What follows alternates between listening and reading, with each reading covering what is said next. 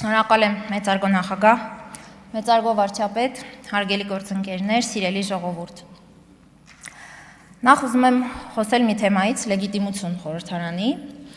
որը թեպետ մեր հանրության մեծամասնության, ճնշող մեծամասնության մոտ որևէ կասկած չհարուցելուն, ժամանակ առ ժամանակ մեր ընդդիմության խոսույթում կարմիր թելով անցնում է։ Նախ հարգելի ընդդիմադիր գործընկերներ, 4-րդ շաբաթն է այստեղ ձևավորում ենք կամ գրեթե ձևավորեցինք խորհրդարան, եւ դուք թեպետ սկզբում, հիմա դիմում եմ Հայաստան դաշինքին, չեք ուզում վերցնել ձեզ հասանելիք պաշտոնը, բայց ահա առաջադրեցիք, ինչը մենք ողջունում ենք, ձեր տեխնացուին մենք էլ ընտրեցինք։ Հիմա ինչ եք ուզում ասել։ Ուզում եք ասել, որ դուք լեգիտիմ եք ընտրվել ձեր ձայներով, դուք ձեր տեխնացուին առաջադրեցիք, մենք էլ ընտրեցինք, բայց այն menքը, որը լեգիտիմ չէր, լուրջ եք ասում։ Կամ իմ գործընկեր Մարիա Կարապետյանը այստեղ մաքսիմալ հարամատչելի ներկայացրեց օրենսգրքի, ընտրական օրենսգրքի բանաձևը, որով պիտի որ ակնհայտ դառնար ձեզ համար, որ ԲՀԿ-ն չի հաղթահարել 4%-ի շեմը, ուստի չէր կարող լինել այստեղ։ Բայց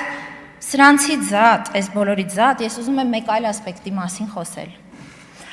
Ուզում եմ խոսել ձեր կողմից այդքան թիրախավորված, նսեմացված 49 ու 74% ձայների մասին, որ մեր քաղաքացիները տվել են մեզ։ Բայց սա, այս 49 ու 74-ը իրականում ահռելի թիվ է, ու գիտեք ինչի է ահռելի, որովհետև երբևէ առաջ Հայաստանում այսպիսի ծավալով ու ուժգնությամբ դրսից միջամտություն չէր եղել որևէ համապետական ընտրության։ Եկեք միասին վերհիշենք ընտրությունները։ Մինչև 18 թվականի ընտրությունների արդյունքները Հայաստանի իշխանությունները սեփական ուժերով, առանց առանձնապես մեծ կողմնակի միջամտության, կեղծում էին ընտրությունները, ունեին լեգիտիմության առումով մեծ խոցելիություն, հետևաբար ինչ կարիք կար միջամտելու ու որևէ բան փոխելու։ Իրանք կառավարելի էին։ Ես չեմ խոսում մի քանի բացառություններից, իհարկե հոկտեմբեր 27 եւ այլն, բայց հիմա չխորանանք դրա մեջ։ 18 թվականի դեկտեմբերի ընտրությունները ամենակիչ ողջամտության դեպքում ակնհայտ էր, որ իմաստ չունի փորձել միջամտել, կես տարի էր անցել հեղափոխությունից։ 21-ի ընտրությունները արդեն շատ ավելի հետաքրքիր էին։ Այստեղ արդյունքը նախ որոշ ուժերի համար ներսից, բայց նաև դրսից ցավալիորեն անսպասելի էր, բայց մյուս կողմից ամեն ինչ ավարտված չէր։ Կային դեռ խաղաքարտեր, կար դեռ Ղարաբաղի հարցը։ Հետևաբար ճակատագրական չէր, այլ ուրիշ էր 26 թիվը այս առումով, որովհետև սա արդեն շրջադարձային էր։ Կար հաստատված խաղաղություն 25 թվականի օգոստոսի 8-ից եւ չկար Ղարաբաղի հարց։ Ու ինչ ենք տեսնում։ Ահռելի ծավալով հարձակում Հայաստանի ուղղությամբ, այլ ինֆորմացիոն առումով, ինչը բոլորիս հայտնի է որպես հիբրիդային պատերազմի գործիք։ Նաեւ հաշվի առնենք, թե Հայաստանում մեդիան ինչ ծավալով ում է պատկանում, ում հետ է աֆիլիացված։ Հաշվի առնենք այն ֆինանսական ու տնտեսական հզորությունները, որ նախորդ տարիներին կուտակվել էին ապօրինի կերպով ու շարունակում էին գտնվել նույն մարդկանց ձեռքերում։ Տնտեսական ճնշումները, եղածներին գումարած անգամ ավելի մեծ ճնշումների սպառնալիքները։ Ու կարծես այս ամենը քիչ է, ընտրակաշառքի մի անօրինակ այսբերգ, ինչու այսբերգ, որովհետև դրա ընդհանրապես վերին ծայրն է, որ այսօր իրավապահների դաշտում է։ Մյուս կողմից, քաղաքացիական պայմանագիրը, որը կառավարող կուսակցություն է արդեն 8 տարուց ավելի, այս 8 տարիները եղել են մեր պատմության համար միմյանց հաջորդող ճգնաժամերի տարիներ, բարդ տարիներ, ճգնաժամերով լի տարիներ։ Ու բացի սրանից նաև հաշվի առնենք, որ իշխանությունը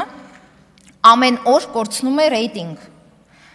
8 տարի իշխանություն լինելը կատակ բան չի։ Այս ֆոնին ունենալ 49 ու 74%, սա ահռելի թիվ է, ու նորից եմ ասում, սա խոսում է մեր ժողովրդի պետություն ունենալու անկոտրում կամքի մասին,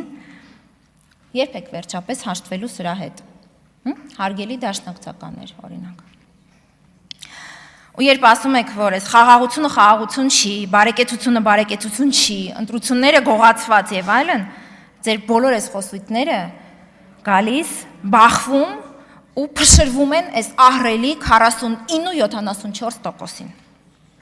Ու դուք շարունակում եք տորպեդահարել խաղաղության օրակարգը։ Ու որ ավելի վատ է, դա անում եք քողարկված ձևով, փորձում եք այդտեղ էլ մոլորեցնել մեր հասարակությանը, բայց չի հաջողվելու։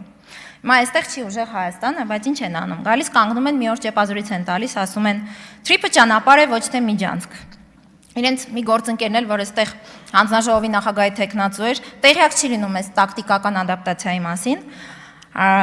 Ու գալիս ասում է, չէ, գիտեք, վստահ չեմ, թրիփը ճանապարհ է թե միջանցք, մտավախություններ ունեմ։ Հետո տեսնում եք, որ սա լավ տարածվեց մեդիայում, որոշ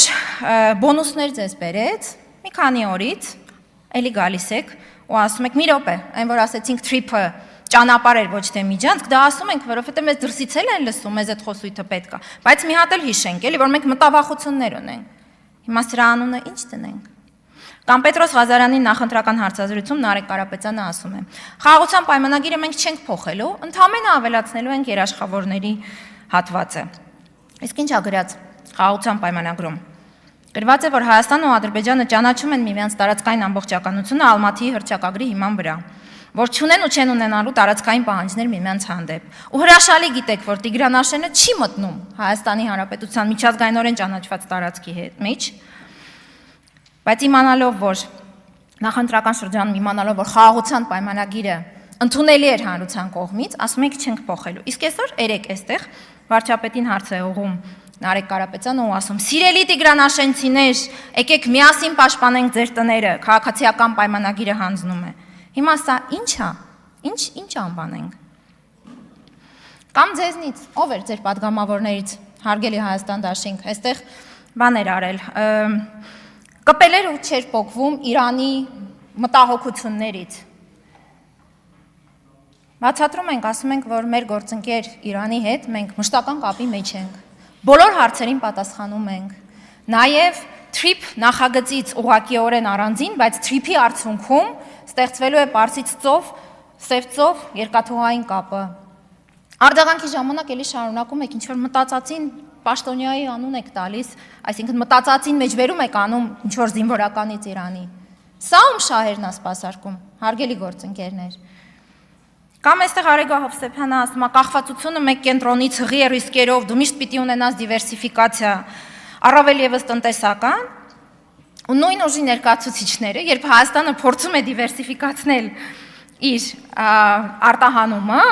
փորձում է այլընտրանք գտնել Վերին Լարսին, այդ թվում ԵՄ օգնությամբ, ու բախվում է Ռուսաստանի կողմից ձեր իսկ խոսքերով քաղաքական դրդապատճառներով ներկրման արգելքին, դուք սրա համար Հայաստանին եք մեղադրում։ Սրա նորմալ է որն է։ Որտեղ եք ստեղ տեսնում Հայաստանի շահի սպասարկում։ Հապկի համար էլ չասեմ, որովհետև երկու անգամ հարցրել եմ այստեղ էլի ձեր տեխնացուներին, հստակ պատասխան չի եղել։ Ու փոխանակ գաք այստեղ։ Ուղիղ ասեք, որ ՀԱՊԿ չի կատարել Հայաստանի հանդեպ իր պայմանագրային պարտավորությունները, երեք էլի հարց է հնչում ուժեղ Հայաստանի մի падգամավորի կողմից, չեմ հիշում ում կողմից,